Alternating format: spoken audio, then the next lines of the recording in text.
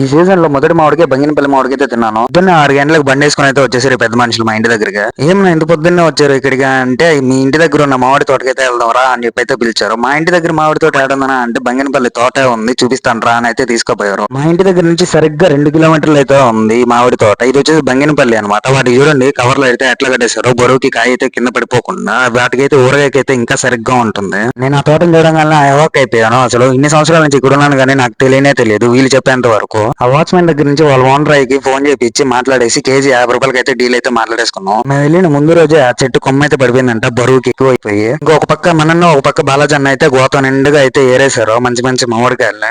వాళ్ళ పనిలో ఉన్నారు, నేను నా పనిలో ఉన్నాను. అక్కడ పండిపోయిన మామిడికాయలు ఒక మంచి మామిడికాయ అయితే తీసుకొని ఒత్తుకొని బాగా అయితే కొరికి తిన్నాను. ఒక్కొక్క ముక్క కొరుకుని తింటా ఉంటే నా సాధారణంగా టేస్ట్ మాత్రం కపక్కన ఉంది. ఈ సీజన్ లో ఈ మొదటి మామిడికాయ అనమాట, బంగినపల్లి మామిడికాయ తిన్నాను. నాకైతే టేస్ట్ సరిగ్గా అనిపించింది. మీరు ఎంతమంది ఫస్ట్ ఏ మామిడికాయ తిన్నారు ఈ సీజన్ లో అయితే ఒకసారి అయితే కామెంట్ చేయండి. అలానే మనల్ని కూడా ఒక మంచి మామిడి పండు తీసుకుని కొరికి తిని టేస్ట్ సరిగ్గా ఉందని చెప్తున్నాడు. అలానే వీళ్ళంతా కలిసేసి అదిగోతో నుండి అయితే ఏరేశారు. ఇక వాచ్మెన్ వచ్చేసి తూకం అయితే చూసుకున్నాడు, వాళ్ళ దగ్గర తూకం మిషన్ లేదని చెప్పి. లాస్ట్ లో ఒక మామిడికాయ తిన్నాను, అయ్యా స్వామి, అది చీలస్తుంటే గుజ్జు మొత్తం కారిపోతుంది, జ్యూసీగా బల్లే ఉనింది. సరే అయితే మళ్ళీ వస్తే ఇంకో కొత్త వీడియోతో నువ్వు పోతా పోతా లైక్ కొట్టి సబ్స్క్రైబ్ చేసుకోమావా.